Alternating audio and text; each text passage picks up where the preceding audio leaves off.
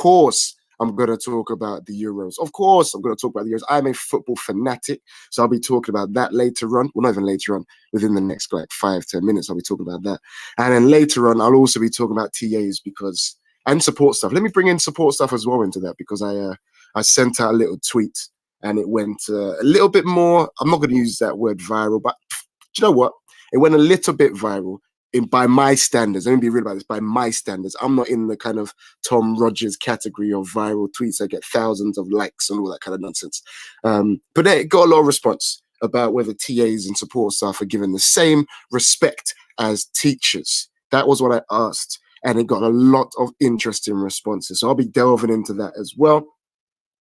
If you are streaming live through Twitter, welcome. If you're streaming through Podbean, like I said, welcome. If you're listening back, maybe you weren't able to listen live because you were too busy gallivanting in the pubs, or I say the pubs. I've seen videos of people standing in the street, let alone pubs. These guys do not even need a pub.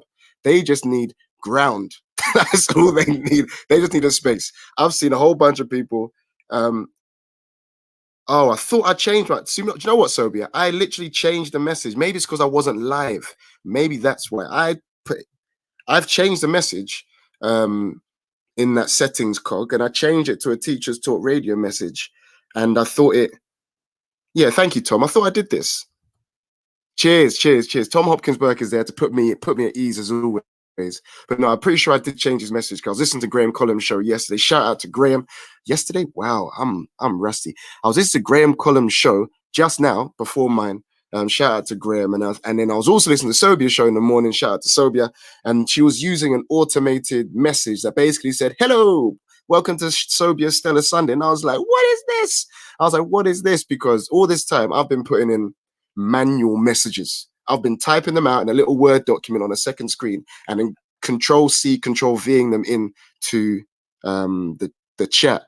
But then I realized that you could just generate an automated message. Revolutionary. It's going to revolutionize the way this works now. So hopefully you did see my nice little entry message, and it should have said that you message and call in at any time. Because like I said, I am all by myself. So I would love a few spontaneous callers. As I've got a few more people in the room, of course, I'm going to run the intro again. Maybe I can get it even smoother this time. But yeah, let's go one more time, and then let's get into these hot topics. Live from London, this is the Sunday Lunch with Kalil Rouse on Teachers Talk Radio. Good afternoon. The time is now 1:06 on Sunday, the 11th of July, and you're tuned in to the Sunday Lunch Show with me, Kalil Rouse, on Teachers Talk Radio. In today's show, I am all by myself, so would love a few spontaneous callers. I'll be asking whether the TAs and support staff in your school are given the same respect as teachers. In addition to this, I can't not talk about the England national men's football team and the Euro 2020 final. I am live. Tune in and talk it out, and it may be coming home. Live from London. This is the Sunday Lunch with Kalil Rouse on Teachers Talk Radio. Tune in live on the Podbean app or desktop player. Just head over to www.podbean.com/LSW/TT Radio or search Teachers Talk Radio. Follow the hashtag TT Radio. Afternoon, guys. I'm back. Oh, do you know what?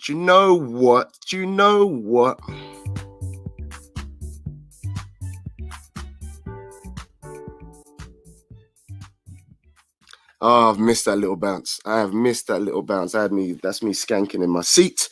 To translate the word skanking, just imagine a little dance with a shoulder bop and a twist. That's what I was doing in my seat to that little transition musical, man. Anyway, like I was saying, so Euros 2020. I don't know how many football fans are listening now. I don't know if I'm going to be the only person in the live studio that is gassed, is a word I'd use. And again, translation, incredibly excited at the prospect of this Euro 2020 final. And you know what?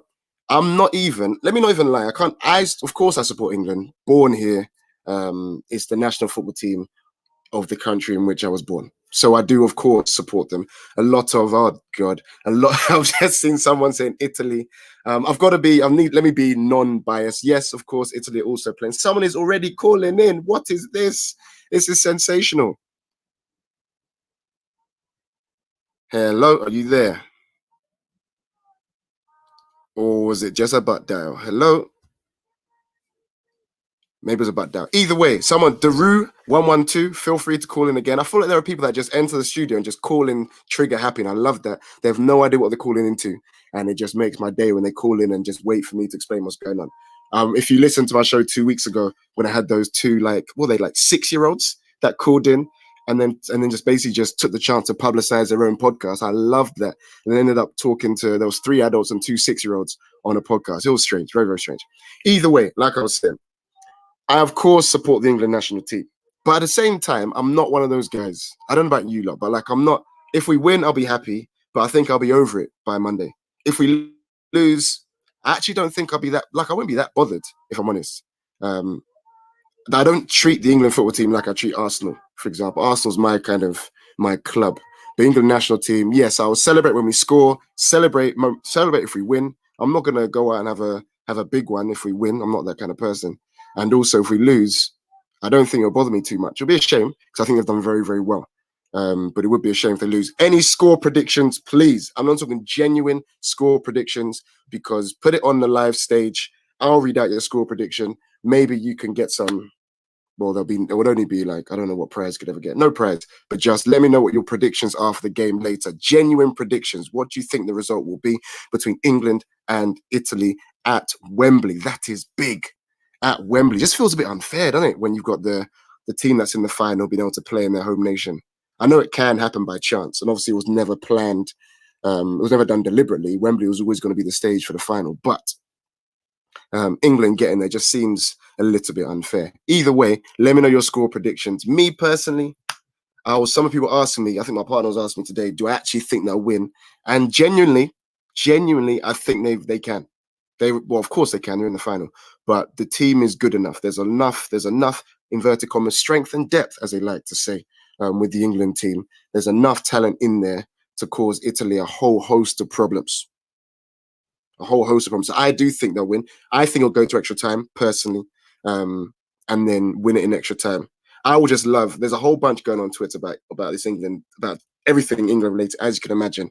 And I even tweeted about it because, well, of course I tweeted about it. I was mentioning how I've never really bought an England flag, never worn an England football shirt. And I know it may sound strange to some of you, but just I can't explain it. Well, that's a lie. I can explain it.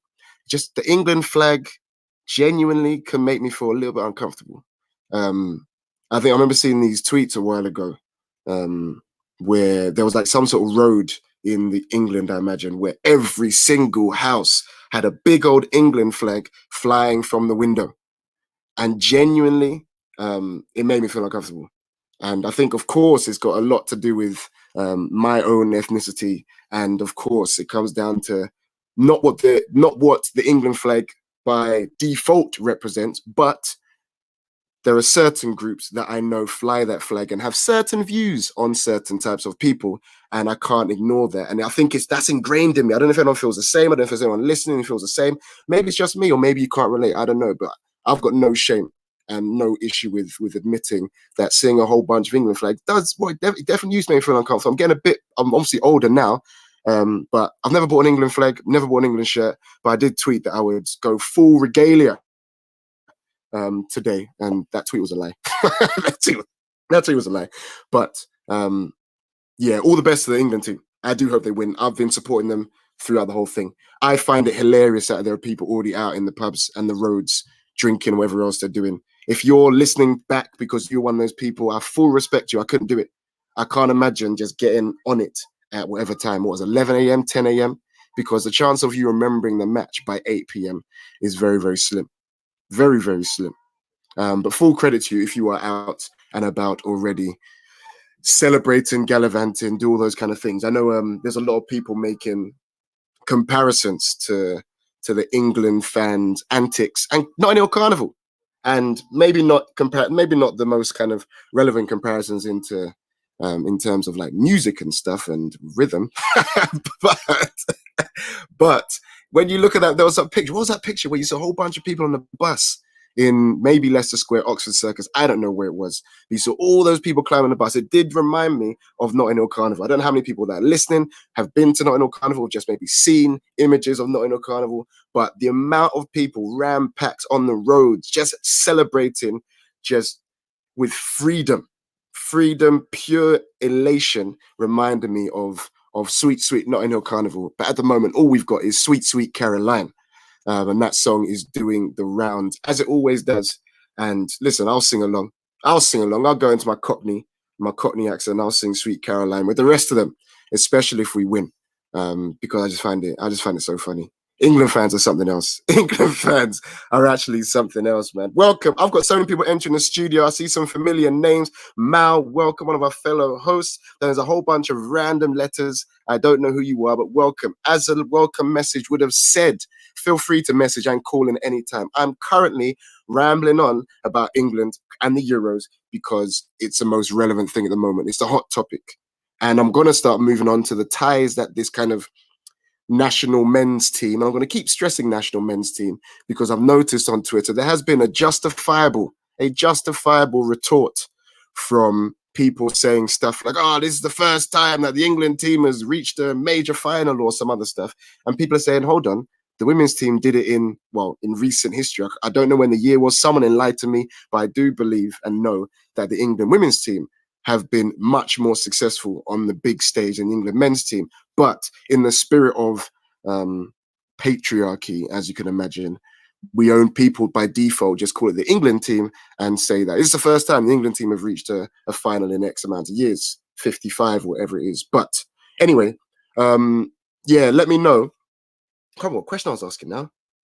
No idea. Either way, what I was going to say is, what has your school done? So if you're listening and you're a teacher, I did ask this question on Twitter and it got met with a whole bunch of tumbleweed. Maybe it'll get met with tumbleweed as well in this conversation. Who knows? But my question I did ask on Twitter was, what has your school, if anything, has your school done anything to support this England men's team effort in the Euros? Has anything been done? Like, I don't know. I feel like a lot of primary schools have like a lot more. I think I was talking to someone about it. They were saying they've got a lot more freedom to do what they want sometimes. He said, I was supposed to be teaching them. Some guy on Twitter said, I was supposed to be teaching them science, but instead I just read them a story from Gareth Southgate or a story about Gareth Southgate. And I was thinking, I don't imagine ever doing something like that in secondary school. But yeah, let me know if you work, especially if you work in a secondary school, because obviously that's more relevant to me personally. But if you work in a primary school, what has your school been doing to support the national effort or the national men's team effort, if anything? I do wonder, have they done anything? Also, are you working at a school where they've got a late start on Monday morning? Let me know if you are. Let me know your thoughts on that. I don't know if I agree or disagree yet. I'm gonna go through a stream of consciousness on this show. I don't know if I agree or disagree with legitimizing a lack of punctuality in the morning just because there's an England Euro, the Euros 2020 final. And England are in it. I don't know how I feel. What message are we sending? Maybe I'm just playing devil's advocate here. But what message are we sending the kids that they can't? What you need? I don't know. Maybe I'm just being a screw. Well, not even a screw. Maybe I'm just being grumpy. But I feel like you should hold them to the same standards. I don't care if the England team is playing. You need to be in school. But obviously, the counter argument is how many kids will just be off school because they stayed up late. Are we going to get marginal gains if we give them a late start rather than expecting them to be in? I think what I'm seeing in the articles is something like school starts at normal time, but if you arrive up until 10:30, if you arrive at 10:30, then you won't be marked in as late. So basically, you get a lion, approved lion. I don't know what the people in the morning are doing, but apparently they're not going in any lessons. So let me know if you're working in a school like that, where they've got a late start Monday morning. Let me know what your thoughts are on it. Do you agree with it? Does it send the right message? Is it fine because it's the England men's national team and it's a final, so it's a big deal and everyone's going to be up and watching it, so we need to make reasonable adjustments? Is that the argument? Who knows? And then in the comments, Sobia is saying that in their forum groups, they did a sweepstake. Interesting. So we're encouraging betting in schools now, Sobia. Are we encouraging betting in schools now? I don't know. Maybe I'm just in a devil's advocate kind of mood. But I'm assuming they didn't put any money in because that would be quite unethical. But who knows? Do they just pick one and it's lucky and then they win? I don't know what they win. What do they win, Sobia? Whoever got the England or Italy team in the sweepstake, what do they win? Because if it's not money, what is it? Prizes. A non-uniform day. So now we're rewarding them with a lack of formality. I see. Interesting. The stuff that we think kids value. I'm messing. I'm messing. I'm messing. I'm messing. It is interesting though, the kind of stuff we reward kids with. You did really well, so we're going to allow you to not wear your uniform. It is when you think of it like that. It is quite interesting. Well done, guys. You don't have to follow. You don't have to follow normal school rules on Monday. When you think of it like that, it is interesting the kind of stuff we reward in schools. I tried to not see kind of non-uniform days as a reward, but of course, for both, let me not lie, for teachers and kids, not having to wear a uniform is joyous, absolutely joyous. I think, what day was it? There was a day whenever I get to wear shorts and a t-shirt, because we do enrichment at the end of the school day. So I get involved in either like football or street dance or something. Whenever I feel the freedom when my knees and my shins and my calves are out and my forearms are out, because I'm wearing a t-shirt and shorts. Love it. Absolutely love it. I know everyone does. And there was another day where I came to school. I think it was like an inset day recently. And I came to school without a tie, just a top button undone, no tie. If I could tell you the freedom I felt like a new man. Genuinely, my neck has never felt so good. Neck has never felt so good. I was twisted and turned and I felt free. Anyways, I digress. As I was saying, so this England national effort, let me just make a tie to schools, because I genuinely believe this is very, very powerful. Let me just bring the tone down a little bit. I think bring the tone up maybe. I think this is very powerful. We've gone through a year where so many inequalities have been brought to the fore. Obviously on the back of COVID, when we talk, obviously George Floyd, all this kind of stuff. We've been in a year where so many inequalities have been brought to the fore. And it hasn't stopped with the whole inverted commas controversy about the England national team taking the knee and all the backlash from certain kind of bunch of fans, the booing, everything else, the kind of fortitude that the England national team has shown, making statements to explain why they do it. This could be very transformative for the young generation. I think there are adults that unfortunately are very set in their ways and believe a certain thing, and no matter what the England team said about their position and why they take the knee, etc., they weren't budging. There's certain people that don't want to hear it.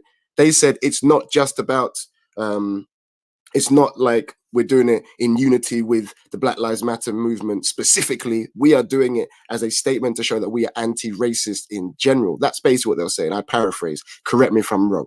But they didn't actually specifically say they weren't doing it for Black Lives Matter. They were saying we're doing it as a symbol of our stance against racism.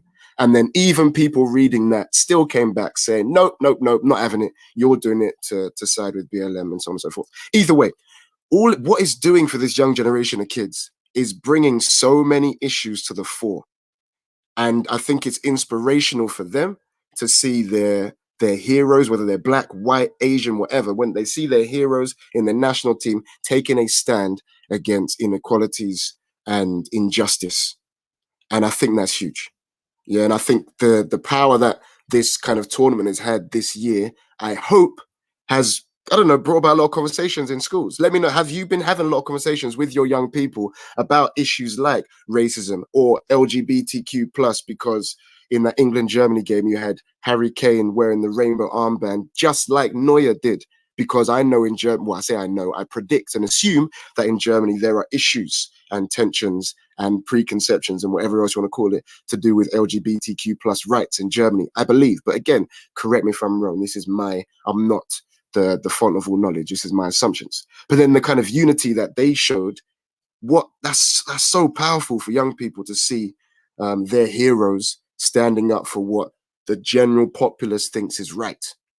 Yeah, anti-racism, pro-LGBTQ plus kind of equality and rights, everything else. So I do wonder whether that is how much that's transferred into your conversations in the playgrounds and the courtyards and everything else in your school. Have you been talking about it, or have you just been talking about the football? Have you been talking about taking the knee and what it stands for? Has that come up, or are you just talking about Rashford's? I don't know what Rashford's. I was going to say appearances. He's hardly played, but who has played is Raheem Sterling, and he has gone from having so much negative press a few years ago, and well, not even a few years ago, recently as well. And there's all kind of discussions you have around Raheem Sterling's treatment in the press, to now being lauded by many as the kind of talisman of the team this tournament. And it's just great to see. It's so great to see. And the fact that he's always doing the interviews post-match and he's just being an absolute role model for young black boys, for young black girls, for young people in general. Let me not even just narrow it down, but I can't not say that he's a role model for young black boys. But he's a role model for all young kids alike. The way he speaks, the way he carries himself, the way he drives the team, his performances, everything. It's just so nice to see. And especially given the fact that he's had such a kind of torrid time in the press over the last X amount of years. But yeah, so Raheem Sterling is one. I'll give him a big shout out like I know him. Shout out to you, Raheem. I know you're listening. Shout out to you. But yeah, let me know. Second thing. Yeah, a couple things in the chat. I just realized I'm going to talk about that, Mal, in a second. So Mal first said that ties are so outdated. Listen, Mal, you're speaking my language. Do you know what? If I were honest, I think kids in school should still wear ties, but adults shouldn't have to. That's what I think.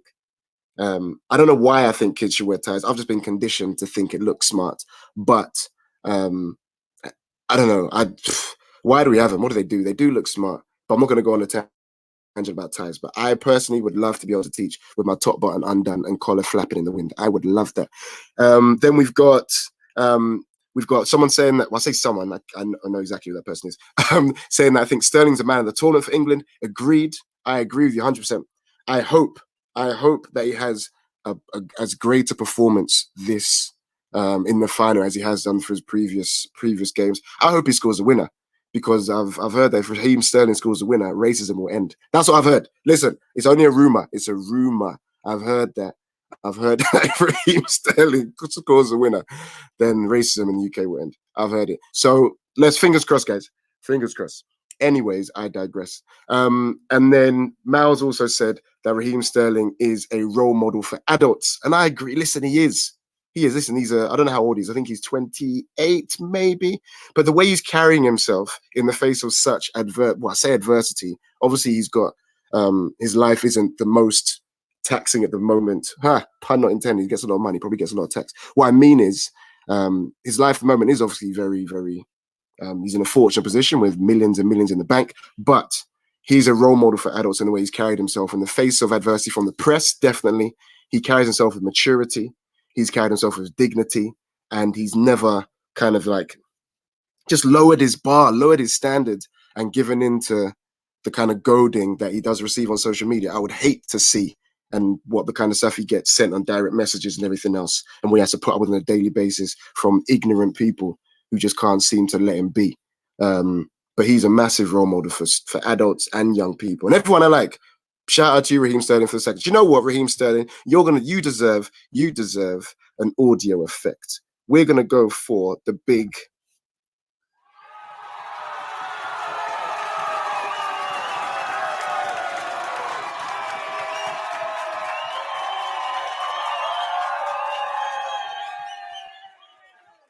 That's for you, Raheem. And Mal's gone on. Yeah, Mal was mentioning that.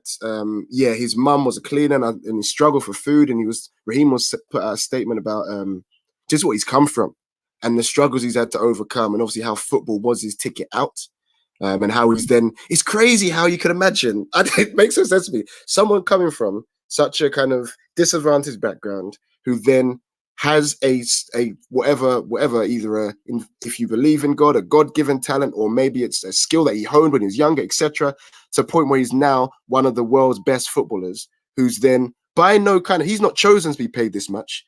He's then been given obviously loads of money and millions or whatever else. He's then bought his mum, I think he probably bought his mum a house, and then gets criticized for it. I can't believe it. Honestly, it's so crazy to think that there are people in the world who can see someone doing something for their mum and then find a way or find an avenue to either downplay it, tread on it, criticize it, whatever they did. I can't remember the articles. It's crazy. It is so crazy that people think that's okay. It's crazy. But freedom of speech and all, isn't it, I guess? Crazy. We've got Paula Winnie Fizzy 4. What a name, Paula. I think I'm going to go for Paula Win. Oh, I don't know. Paul A. Win I Fizzy 4. Who knows? You're saying he's the best when it comes to football. Well, listen, that's up for debate. I don't think he's the best footballer in the world, but that's subjective, isn't it? That's subjective. And Sobias then said that Raheem Sterling thanks his sister in public too. He thanks everyone. He's a very gracious man. And that what's that advert? There's some advert recently I keep seeing. I think it's for is it for tooth? It's not for toothpaste, is it? Let me know what it's for. He has an advert, and he's either way, it's him and his little boy, and it's just a very wholesome advert. And I can't remember what it's about, but make some sort of no, it's not toothpaste. I don't know what it is. Deodorant. I don't know. I actually have no idea. Let me know if you've seen it and what the advert's about. I can't remember. Either way, shout out to you, Sterling. Right, let's kind of move on a little bit because Big Bojo, Boris Johnson, has been talking about the potential for this bank holiday tomorrow. How wild is that? Imagine having that much power.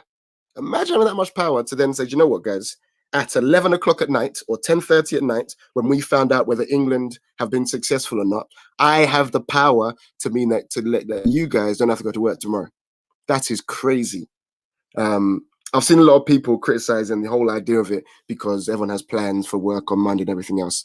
I don't think it would. Well, I have no idea if it would do it. But apparently, he's considering making Monday a bank holiday if England are successful in the Euros. Crazy. Would I complain? Hell to the no, I would not complain. But yeah, so we could have a bank holiday, but at the least we got all these schools with the late start on Monday. My school's not one of them. Let me know if your school is. But yeah, what we're going to do now. So that's half an hour of talking about England and the ties to schools. Thank you for that. We're going to take a little break. We're going to listen to the news. On the back of the news, I'm going to talk about the other thread that got a bit popular on my Twitter very recently. Because let me not lie to you guys. I never lied to you guys. I'm very honest. I was scrambling for something to talk about today because I feel like I've not really been on Twitter that much this week and everything else. And I was thinking, what do I want to talk about today? And then something just came to me. I'd reading some tweets and talking to some people, and I remembered how annoying it was for me to see kids not giving TAs respect. Teaching TAs, by the way, for anyone that's not a teacher or work in education, TA stands for teaching assistant. And I put a tweet out that basically asked whether TAs in your school were given the same respect as teachers. And if so, what the secret is to that, to ensuring that teaching assistants are given the same respect by, well, I was thinking from a student's perspective, but other people have been talking from obviously adults' perspective and parents' perspectives as well. But I was thinking more from a student-centric point of view. That's why I asked. And a whole bunch of comments were put on that tweet. So if you want to go check out that thread, feel free to head to my Twitter, which is at Kalil_R91, or you can go, of course, to Teachers Talk Radio's Twitter, which is at TTRadio2021. You'll most likely see the post from my I think you see a retweet, and then etc. You'll see the thread for yourself. So we'll go to the news. On the back of after the news, we'll talk about teaching assistants, support staff, and how we can ensure they are empowered and respected in schools. This is Teachers Talk Radio, and this is Teachers Talk Radio News.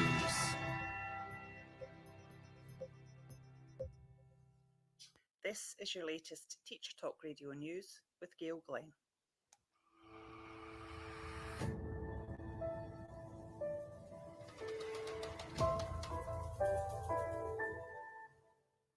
In England, many schools are reported to be informing parents of a permitted late start on Monday morning. Several teachers stated that the England-Italy match this evening, England's biggest game in more than 50 years, is a historic moment and a learning opportunity for school children. The head teacher of Salcombe Primary School has told parents that school will start at 8:40 a.m, but children arriving up to 10:30 a.m. won't be marked as late and they won't miss any lessons. Boris Johnson has also received calls to give the nation an extra bank holiday if England win.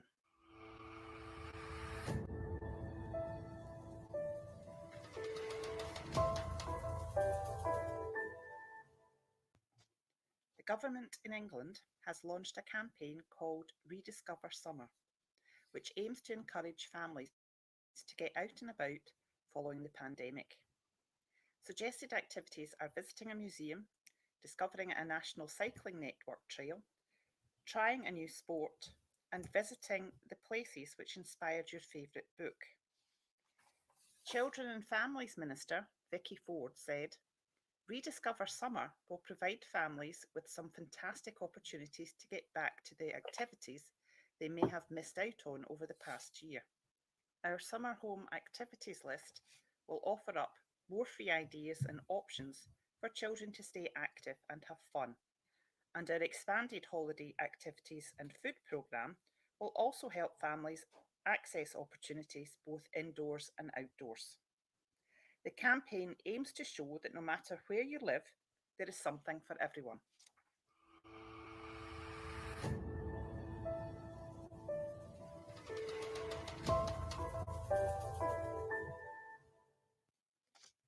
In Scotland, there has been a petition launched by students to allow smaller in-person graduation ceremonies this year. A 23-year-old Dundee University student, Raza Yusuf, is one of the students involved. He stated that it's the lack of effort and lack of consideration that got me frustrated enough to join in on something like this. Raza said that many students felt that not enough had been done by universities despite other restrictions easing. A spokesman for Dundee University pointed out Caird Hall, where graduations are usually held, is being used as a COVID-19 vaccine centre. He said, We understand and share the disappointment that we still cannot have normal in-person graduation ceremonies this summer. This has been your daily education news briefing.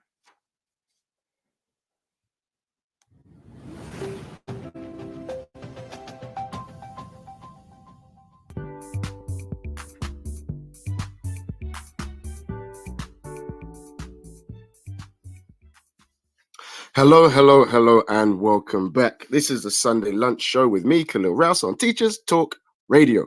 I usually would do the intro at that point, and I've forgotten. Should I do it now? Yeah, no, let's not. Done it too many times. Anyways, so this part of the show, that was the weekend news. This part of the show is the kind of the main body that I wanted to talk about today. And remember, if you are in the kind of live studio on the Podbean app, you can call in at any time. And I encourage you to do so because this is an interesting topic. I'd love to hear from people on their experiences on it or their experiences in schools where, I don't know, TAs have been given the same level of respect as teachers, or in schools where they definitely haven't. So this has all come off the back of a tweet that I posted literally yesterday. And the tweet from my Twitter account, if you wanted to follow me, is at Kalil_R91. Quick plug. So the tweet said, does anyone work in a school where all the teaching assistants are respected and listened to by the kids in the same way as the teachers? If so, what's the secret? That was my question.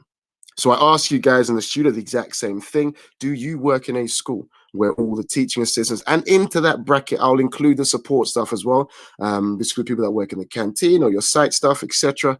Does anyone work in a school where all the kind of teaching assistants and support staff are respected in the same way as the teachers? And if so, what's the secret? Because from what I gather, that is not the case worldwide, nationwide, let's call it. Yeah, I've worked in schools where it's not the default. I've worked in schools where I think there is a lot more parity in the way that the teaching assistants are treated by kids, etc. So I do wonder, let me know if you're in the live studio, type away, call in, message in. If you're listening via the Twitter live stream, then tweet me. It'll help for me to see, of course, at TT Radio 2021. If you can mention me in there as well, that would mean more likely to be seen, and also use the hashtag TT Radio, and then I can kind of track those. But like I said, to ask the question one more time, does anyone work in a school where all the teaching assistants and support staff are respected and listened to by the kids in the same way as the teachers? That is my question. So I will go through. There's a lot of responses on Twitter, a lot of comments. I can't really go in chronological order. I don't even know how Twitter orders all these things. But there was a whole bunch of comments. I'm going to pick. There's a number of them I'm going to go through. I won't mention people's Twitter names for, I don't know, the sake of anonymity. But so we'll kick it off. We've got someone who has tweeted in response to this. They tweeted, let me just scroll up. So this person said, for TAs to be treated the same as teachers, leadership must model. If the head teacher communicates respect with all, the children will replicate this. The same is important with teacher, TA communication. No hierarchy of importance, just different level of responsibility. Interesting. Thoughts on that? So they said leadership must model that they treat all staff in the same way. I don't know how do leadership model that, I wonder. That's my genuine question. How do leadership actively model that they treat staff in the same way? Is that, I don't know, asking, is it kind of involving them in decision making? But that how kind of feasible is that? You can't, not every, you can do, I don't know, surveys, for example. Is it just the way that they interact with teaching assistants and support staff to show that there's a mutual respect there? I think that's obviously key.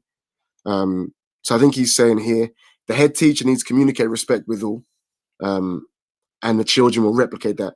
I don't think it's always that simple, if I'm honest. It's all well and good saying that the head teacher, if the head teacher does it, then the children replicate. I don't agree.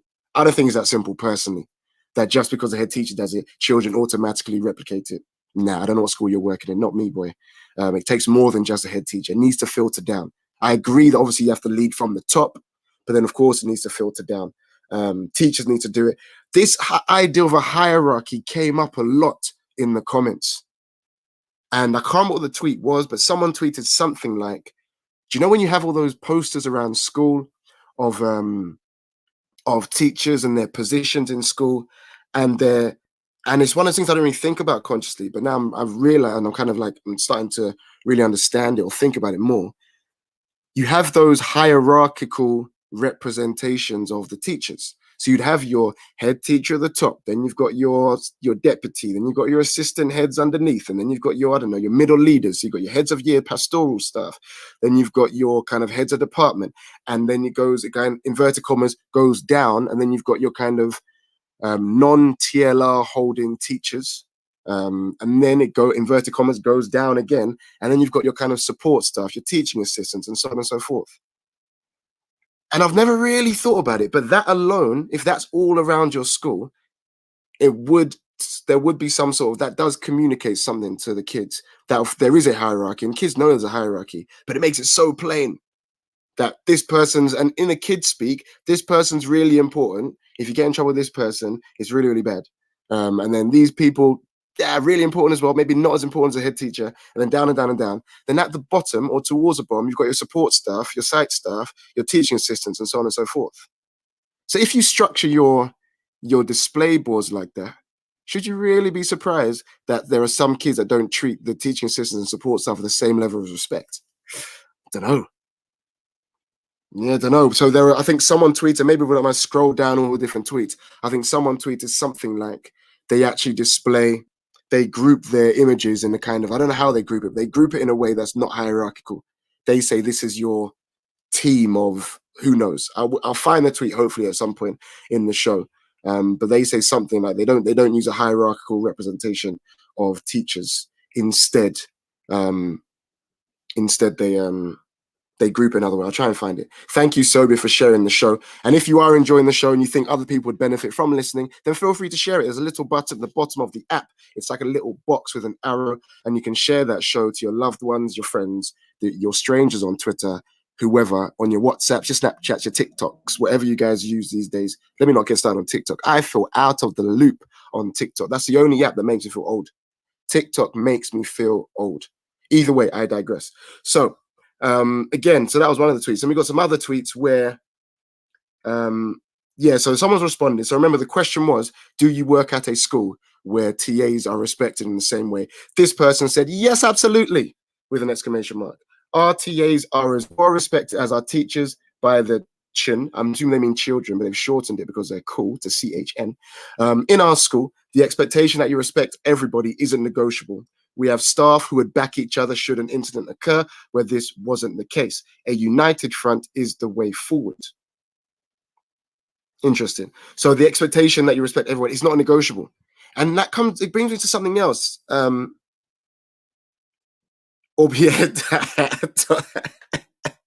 knew someone's going to pick me up on this one. So a couple comments in the chat. Let me just talk to the chat. So Miss Cato Stem has said a good point. I think that's about the hierarchy. And And then Ms. Cato Stem saying maybe they should display teachers by department or in alphabetical order. And it's true though. It is alphabetical order. I think if they say if your staff displays are like these are your staff and it's alphabetical order and you've just got their positions as opposed to a hierarchy, I think that does send a different message. And maybe it's something that teachers or school leaders don't think about because it's just the norm that they've experienced in their own practice going through their kind of training. But genuinely, an alphabetical order or display of staff would send a different message to a hierarchical one. I agree. Or when those ones that these are your leaders and these are your support staff and these are your TAs. No. These are the staff that work in the building, and they're all deserving of the same level of respect. And I think what happens in schools, and something that I don't like having to deal with when you've got in my previous school, I had situations where if a teaching assistant or a support staff member was, I don't know, a kid was rude to them or something, or didn't follow their instruction, that member of staff would come to someone like me and tell me about it. And then with that, they wouldn't just come to me saying, Mr.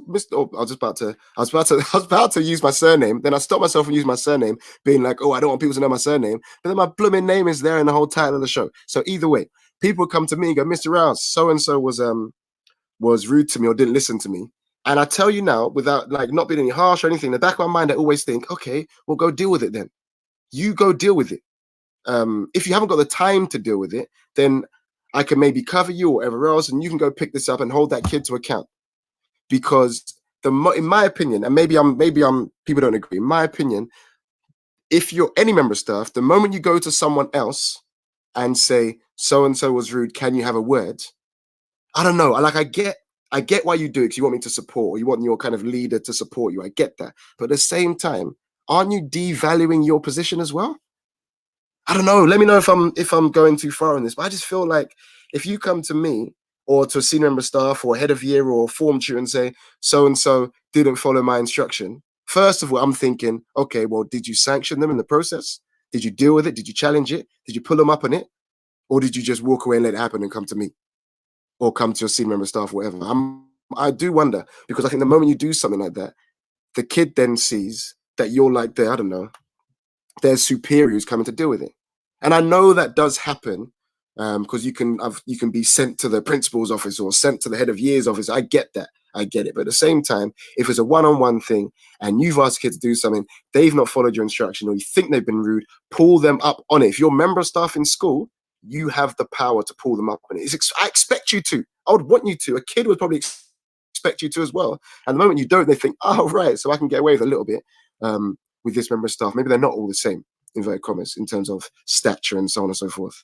I do wonder. Mr. Tom Hopkins Burke is trying to pull me up on the fact that I said they shorten children to be cool when he said it may just be down to the word count. Yes. But that wouldn't have been as funny, Mr. Tom Hopkins Burke, if I said he'd done it for the word count. I'm trying to be entertaining. That is my job here. Anyways, I've gone through 2 tweets. I need to pick up the pace. So, this is an interesting one. So then we had someone saying that I think the respect from children to any adult in the classroom should be equal. I don't see my teaching assistant as a teacher. It is a different role. It does not mean that they should not be respected for the work they do, but it is different work. I hear them.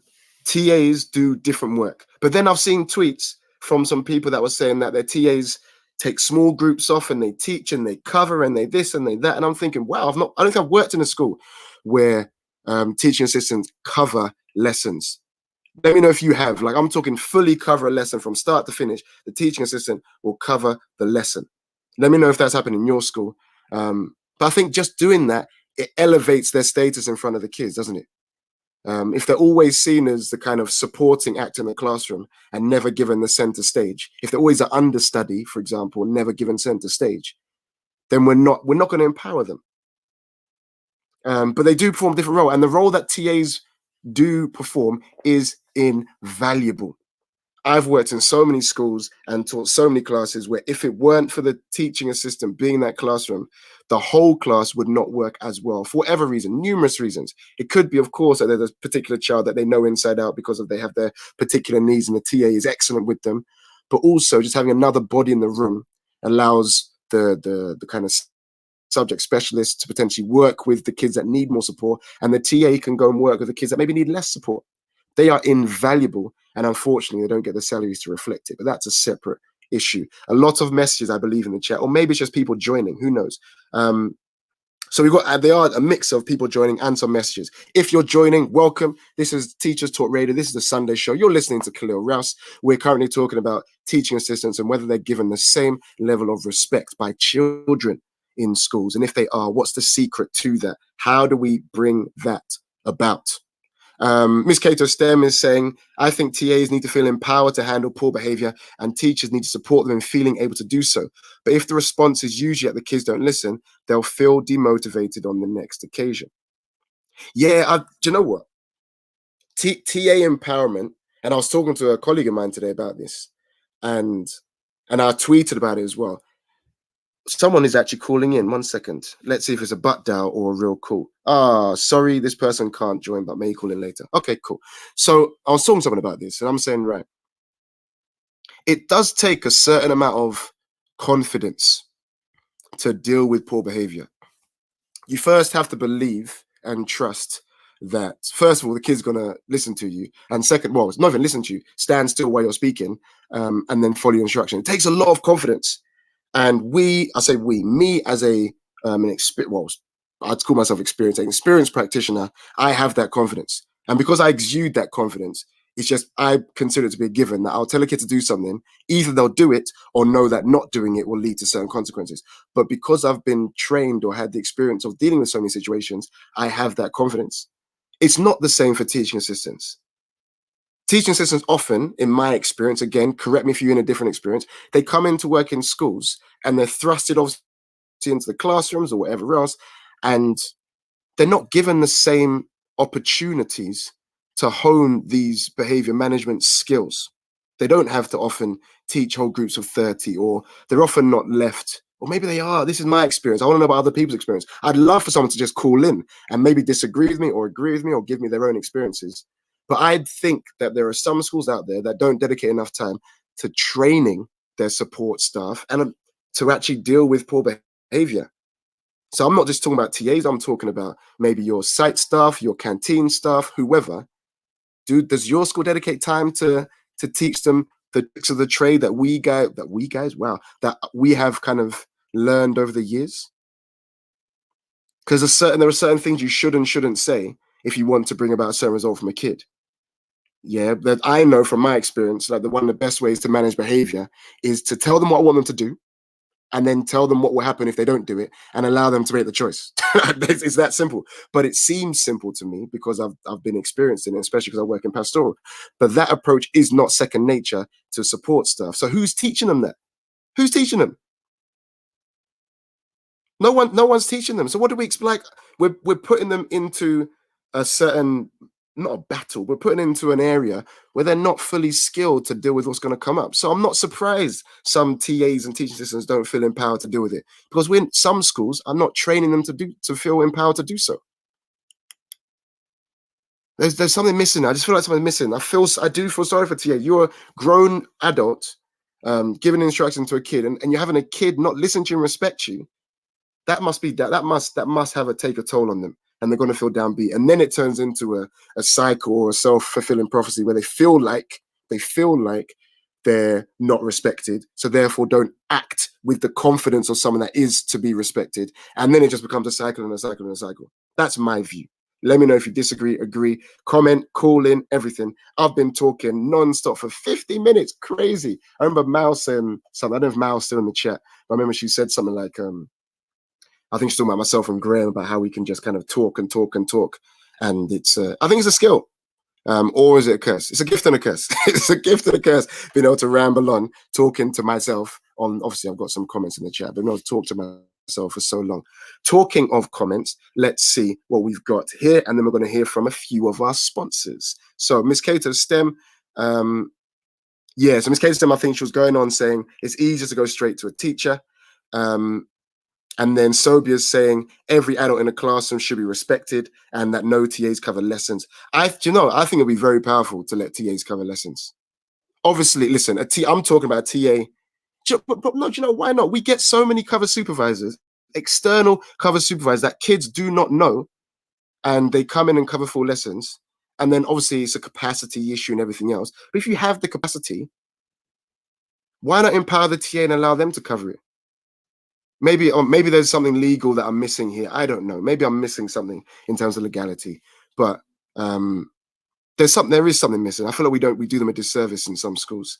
And then Mal saying it is a skill, and I think you're talking about behavior management. And that if it's a skill, it means it therefore can be taught. If it can be taught, it can be practiced. And if it can be practiced, we should provide spaces for our support staff and our teaching assistants to practice, because otherwise they are left unskilled. And it is not a surprise, therefore, that they're coming across challenging behavior and they're telling a kid to do something, the kid's not done it, and they've not got the toolbox to know what to do next.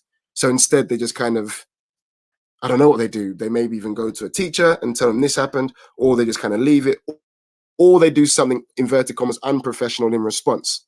Those are kind of outcomes that usually come about. But I think there is space for deliberate practice. I'm more than happy I could deliver a session on the tricks of behavior management and everything else and the stuff that we've learned. And you get so many gems from teachers, but you need to empower your TAs. You need to empower your TAs, because I've worked in schools where they're not given the respect they deserve. Right, what we're going to do, on a random time, 1:55, who knows, random time, we're going to hear from a few of our sponsors, and on the back, we're going to continue this discussion because my thread had about 100 plus comments, and I've got through about 4 of them. So I'm going to try to get through a lot more after this, and hopefully I can bounce off you guys in the chat.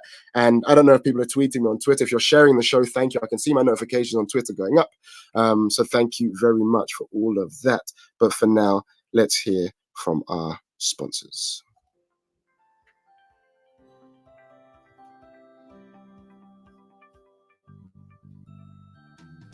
Creative Resources, made for teachers by teachers. At Creative Resources, we've been rethinking what a classroom can be.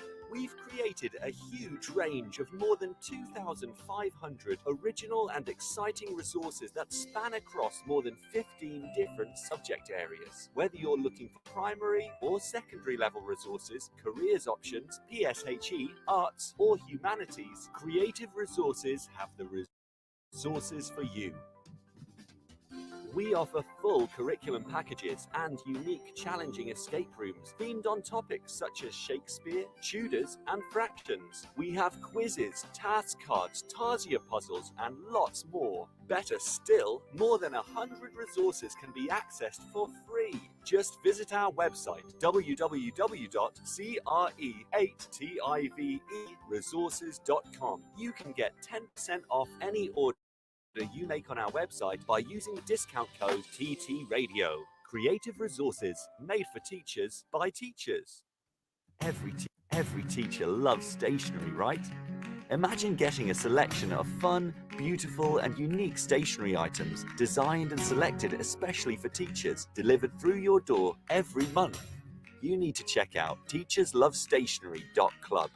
I'm always so excited when the box arrives. It's such a treat. My Teachers Love Stationery Club box is just a little treat to myself every month. It's always full of delightful and surprising items, including some really good quality stationery brands like Faber-Castell and Stabilo. And because you never know what you're going to get, it makes it even more fun and special when you get it. It feels really great to be supporting a family business that's run by real teachers.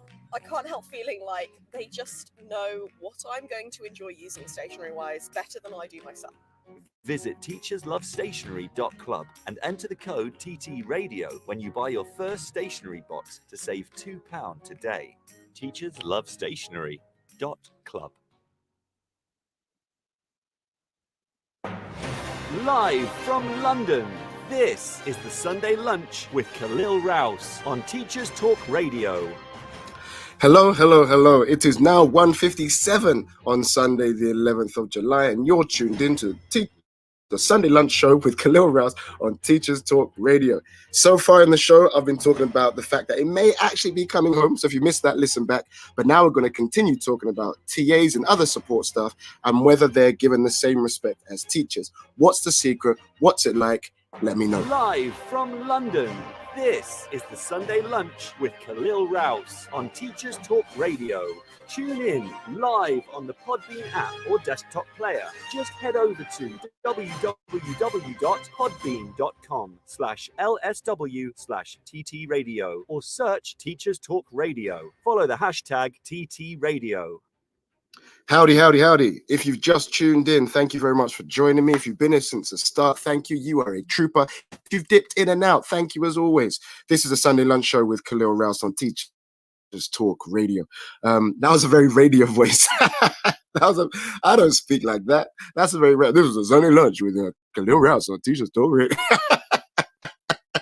None of that, man. I'm not going down that route. I can't do that. Is not how I sound at all. Anyways, so I'm talking to TAs, and I've realized on this Twitter thread. So I was talking about this Twitter thread, Twitter post that I made yesterday, and it got a number of comments in response. And I started to realize there was a trend here. Whenever people tweeted saying stuff like, "Oh, the kids don't see a difference," or "The kids treat their TAs just like teachers," and blah blah blah, and the TAs and the kids are TAs and teachers are one and the same. We're the same people, etc., etc. 80% of the time, I'd click on the person's profile and they'd be working in primary. And when I say 80%, I'm not done. That's not an actual statistical fact. Just to give you an idea that whenever I clicked on someone's profile, when they were talking about the parity of their teaching assistants and their teachers, this person worked in primary. Coincidence? I think not. Because at that age, listen, when you're 5, 6, 7, 8 years old, an adult is an adult. An adult's an adult.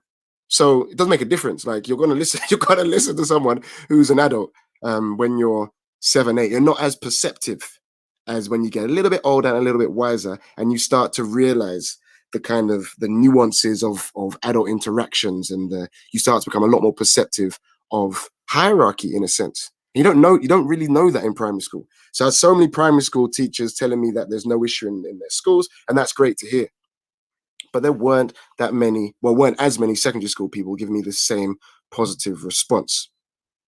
So do you agree with me? Is the reason just because that kids don't see hierarchy because they're not as, I don't know, wise and mature yet? They're not as perceptive. I don't know. Let me know your thoughts.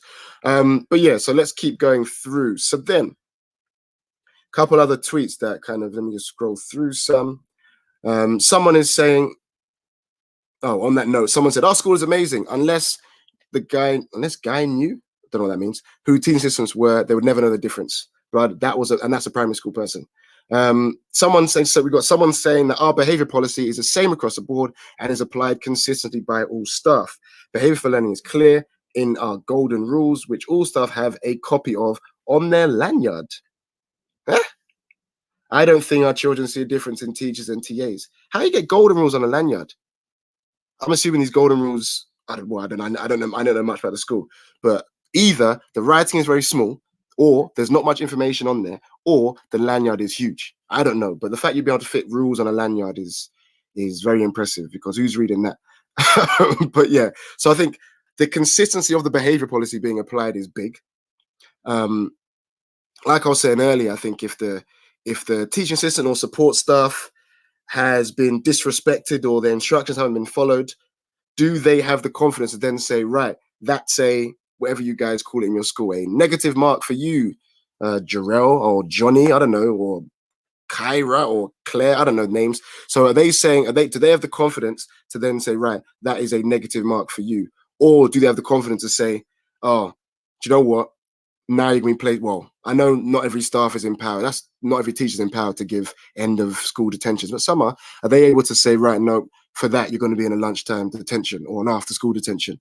Are your canteen staff empowered to do that? I wonder. Are your TAs empowered to do that? Do you tell them that they can, but then they still don't do it? Yeah, because like I said, I've worked in schools where teaching assistants or support staff come to a teacher or head of year to say, this has happened. Can you give them a negative sanction? And I'm saying, yes, I can, but so can you. But I don't say that obviously to them. But that's what I think, and that's what other people think, and they need to feel empowered to do so. But how do you do that? How do you do it? This is a genuine question. How do you empower them? Because clearly, just telling them that they can do it is not enough. because I'm sure people have told their support staff in the past, you can issue the sanction, or you can issue the detention, you can, but they still don't do it. So why is that? That's what I'm trying to get to the bottom of, and how do we solve it? These are the questions I'm asking. Sobia's asked the question, what are your thoughts on adults being friends with students? Ugh, ugh. Friends? They're my friend. Friend how? Friendly or friends? Because friends, no. Friendly, yes. I'll need more information on that. Is the relevance that you think that, do you think the teaching assistants informalize their relationship? Is that what you're getting at? I don't know. My thoughts on adults being friends with students is it's a no. I'm not your friend. I'm a member of staff in school, and we are not on the same level. We're not on a level footing. There is mutual respect, and I have respect for you, and you should have respect for me. But when it comes to a disagreement or a difference of opinion, and I'm telling you to do one thing, you're saying no, then I'll tell you who's going to win that, and it's going to be the adult, because we're in a school.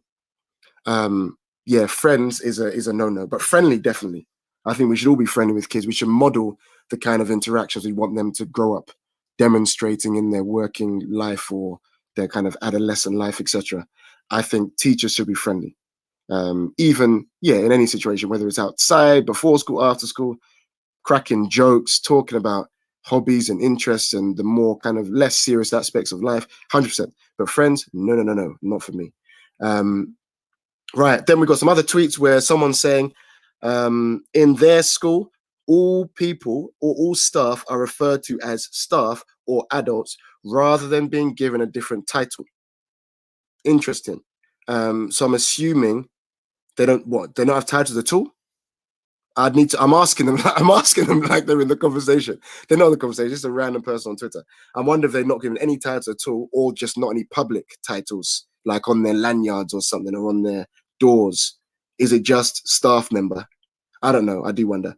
I think someone said on Twitter, they were saying that they stopped calling them teaching assistants and started calling them assistant teachers. Let that one sink in. What are your thoughts? Someone said on Twitter that in their school, they stopped calling them teaching assistants and started calling them assistant teachers. Just a little flip of the syntax, one little swap of the syntax does change the emphasis. Or does it? It does, in my opinion. Let me know if you disagree or agree. It changes them. If you're an assistant, if you're a teaching assistant, the syntax tells me that you're more of an assistant than you are a teacher. Yeah, if you're the boss's assistant, that is different from being the assistant boss. You see it now. I know some of you won't agree with me until you heard that, but it's true. Boss, no, well, that's a wrong example, because then I'm saying I've put an apostrophe in saying but yeah, no, is it like head teacher assistant or assistant head teacher? That nuance, that flip of the syntax does change the emphasis. So I know that alone won't magically transform your assistant teachers into now having the respect of pupils and everyone else. But it is an interesting thought. Flip the syntax, it changes the emphasis. If you're an assistant teacher, you're a teacher first and foremost, you're an assistant second. But if you're a teaching assistant, it sounds like to me you're an assistant first and a teacher second. Do you agree, disagree? Let me know. Call in, message, all that good stuff. Let me know. So yeah, next one. So then someone's saying on Twitter, having had previous TA roles, I think the way that staff relate to each other sets an example. In one role, I was spoken to and treated as a lesser human. Wowzers. Micromanaged to the nth degree. I love the maths reference. In another role, I used my maths ed background. Oh, there we go. Maybe that's why they use a maths reference, because they got a maths background. They use their maths ed background to run groups and feel a valued team member. And that's the thing, though, isn't it? So the thing is, teaching assistants, I imagine most teaching assistants will have a particular passion or specialism or a particular subject area that they feel more confident in. Maybe they just did better in their English GCSE or their maths GCSE or the English A-level or their maths A-level, or they did a degree. I know in some schools there's a stipulation that teaching assistants or assistant teachers or LSAs, I don't know what people are calling them, PYTs, I don't know what they're called. So many acronyms, man. where there's a stipulation that they must have a degree. If you're going to stipulate in your school that your teaching assistants must have a degree, surely they've got some sort of confidence in a certain area. Surely we can harness that and empower them that way and say, do you know what? You did a history degree or a whatever else degree. How about you now take a little group and actually go and teach them? Maybe it's the high prior attainers. Go teach the high prior attainers some history, and you're going to take them out. I don't know. I'm just spitballing here. Maybe it's not the best idea in the world. But what I'm trying to say is, surely they have, teaching assistants in particular, have some sort of passions and interests and specialisms that we can focus. So this person on Twitter said they had a maths background and they therefore ran some groups which would have put them into a position of sole authority in that space, and they therefore felt valued, as opposed to always playing second fiddle in the classroom. I've added that last bit in, but that's what I'm thinking. Give them opportunities to feel valued. Give them opportunities to show that you are trusting them to lead and look after and teach kids in the exact same way as a, inverted commas, main teacher, whatever you want to call them. It is something to think about. It's a lot to think about. Again, so yeah, some more tweets. And we've got anyone comments in the chat? Not yet. Everyone's just listening intently to me ramble on for 18 pages, front and back. If you appreciate the reference, you are on my level. Let me know if you appreciate that reference. I don't know how many fans they are of. I'm not gonna tell you what it is, but you should get the reference. Either way, couple more tweets I'm seeing. Again, people are saying that it starts with the adults. If the children see respect shown to the adults in the classroom, regardless of status, the children learn from that. Again, someone's saying they refer to adults as staff. Someone calls them professional teaching partners. Oh my, the acronyms just keep getting better. Professional teaching partners. And in this school, they teach and apply the behavior policy consistently, plus leadership value all staff. And this is clear to all.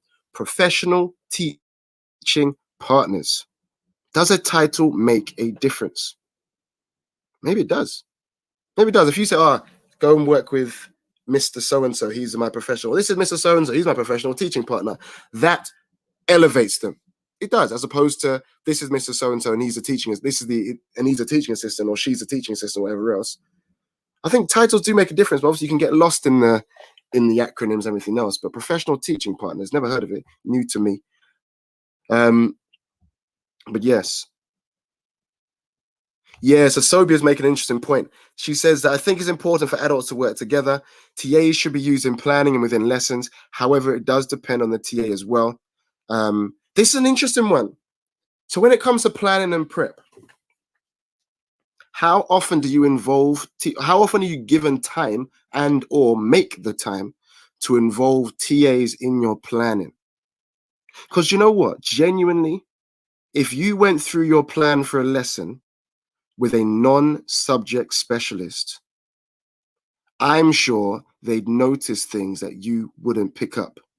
So by that, I mean, for example, maybe an explanation isn't as clear, or maybe you've missed a kind of a sequence in the maybe you've missed a step in the learning sequence that you've just considered to be a given because you're a subject specialist, but the non-subject specialist would pick up on it. Maybe there's benefits to be had in running through your planning deliberately with someone who's not a subject specialist, rather than the whole maths team or English team getting together doing their lesson planning. Let the non-subject specialists get involved. I know there are some subjects where they've got like a specific science teaching assistant or a specific English teaching assistant. I wonder in those schools how involved they are in the planning and prep, because it would be important. I think it would make a difference if you could run through, you know what, we're going to teach this topic. This is my plan, because I've got more experience planning it. But what do you think about this? Would this get you from A to B in a very sequential way without you feeling confused at any stage? This is a conversation that I'd had to an assistant teacher. I imagine they'd notice some things that you probably haven't picked up. Interesting to think about.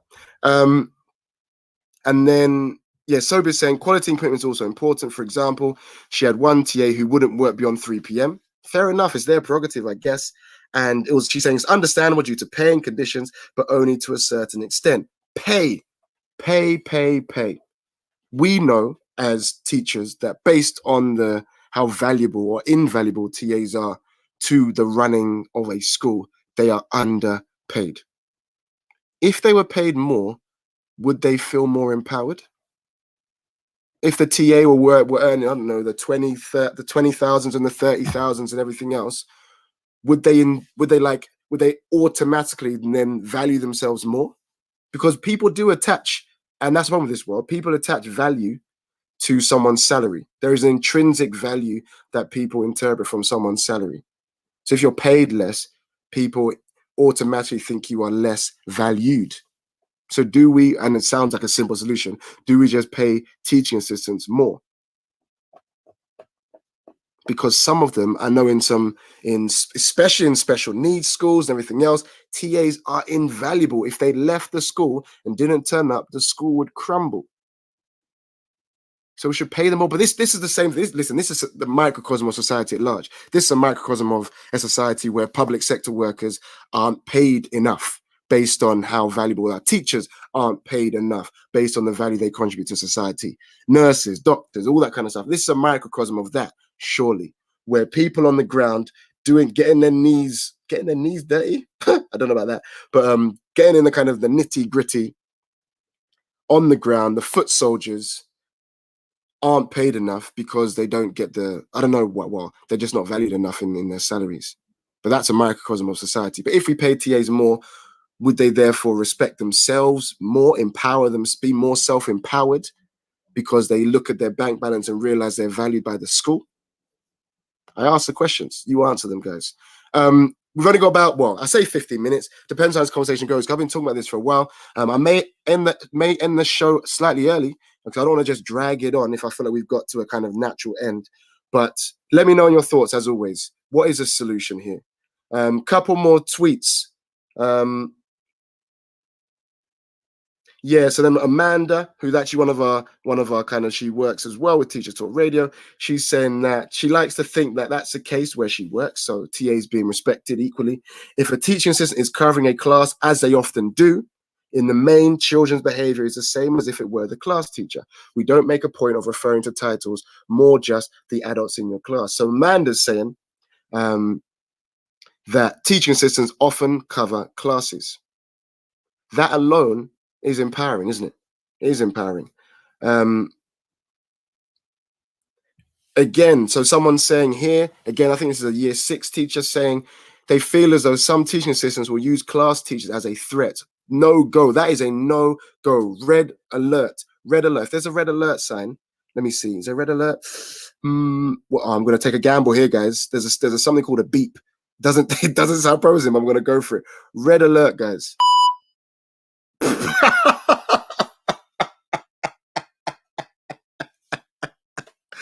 I am never, ever using that again. I'm assuming that's more to do with, like, if you're about to use a profanity. That is a poor audio effect. That is poor audio effect. But if you are listening and you're a teaching assistant or a support staff, or you're just not a kind of inverted commas main teacher or teacher, do not use a teacher as a threat. That whole kind of, if you don't behave, I'll tell Mr. So-and-so. Don't do that. Don't do that. I get why you would do it. I get why you do it, because you think you can obviously, but I would never, even me as I'm a head of year in my school, I wouldn't even dream of saying, if you don't do it, I'm going to go and tell the principal. What kind of, no. Wouldn't do it. It undervalues, it should be a case, I am an adult in a school and I've given you an instruction. You need to follow it. Does not matter what my title on paper is. I am an adult in the school. I've asked you to do X, you need to do X. If you don't do X, then Y will happen. That's as simple as it is. Don't say, I'm going to tell another teacher. Don't kind of pass up the responsibility. Deal with it yourself. And if you can't deal with it yourself because you don't know how to, go to people that lead your school and say, you know what? I feel like I could benefit from some more training on how to deal with challenging behavior. That's my advice to you. If you feel like you're in a place where you don't feel empowered enough to deal with an issue or skilled enough to deal with an issue, have a meeting and say, you know what? I would benefit and I'd really like it if I could have some extra training on how best to deal with it. Because the certain gems of saying the giving kids choices, that is not a standard way of dealing with behavior. People you don't do that straight away. People just take that approach of do as I say, do as I say, do as I say, do as I say, as opposed to you can either do what I say, or if you don't, this will happen. Make a choice, because that is far more effective, but that requires training. And Mal's saying agree 100%. Yeah, I think, listen, I feel the more I go on about this, the more passionate I become. But if you are listening or you're listening back, quick plug.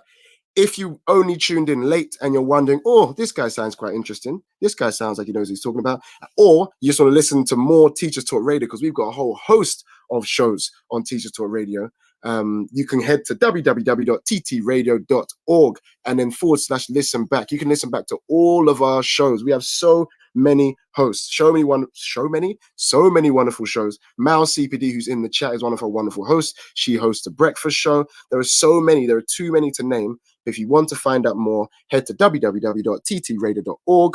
Also, you can head to Twitter, which is at ttradio2021. If you just want to interact with me personally, then you can head to my Twitter, which is at Kalil_R91. And if also you want to become a host, if you think I can do this, I can just ramble on for an hour and how long? Nearly an hour and 20 minutes. And you think you'd want to do this. And again, get in touch over Twitter. You can DM the Twitter account. You can subscribe on the website so you can get notifications and alerts. There's also a Teachers Talk Radio newsletter. There's so much going on. We are growing and ever growing. And I'm genuinely feel honored and privileged to have been part of this journey from the outset. I was scouted by Mr. Tom Rogers, and actually I was scouted by Kate as well, Kate Jones, who's also one of our hosts. Don't think she's listening at the moment, but shout out to her as well. That's how I got involved. I was just a lowly guy on Twitter, just entertaining myself with my tweets. And then here I am, being a lonely guy on Teachers Talk Radio, entertaining myself with now my comments as opposed to just my tweets. So not much has changed.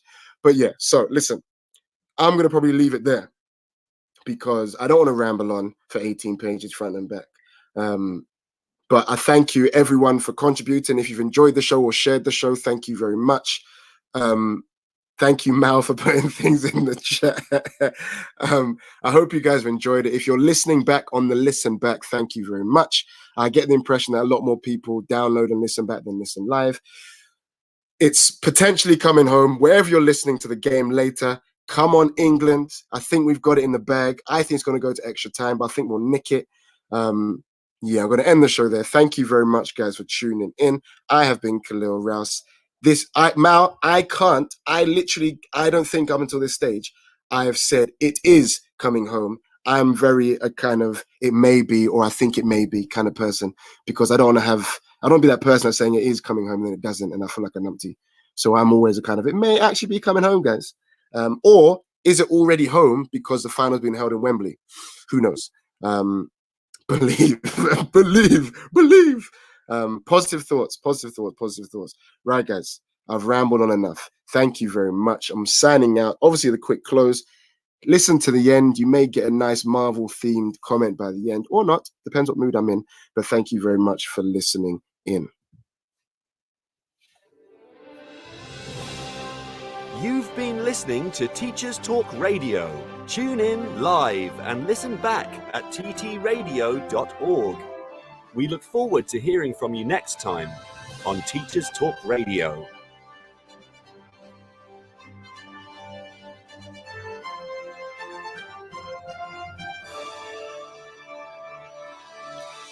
Hands, touching hands, reaching out, touching me, touching you. Ba-ba-da-ba-ba-da-ba-ba-da-ba. Sweet Caroline, ba-ba-ba. The time never seemed so good. So good. All right, guys, I had to. I couldn't. Do you know what? I actually could.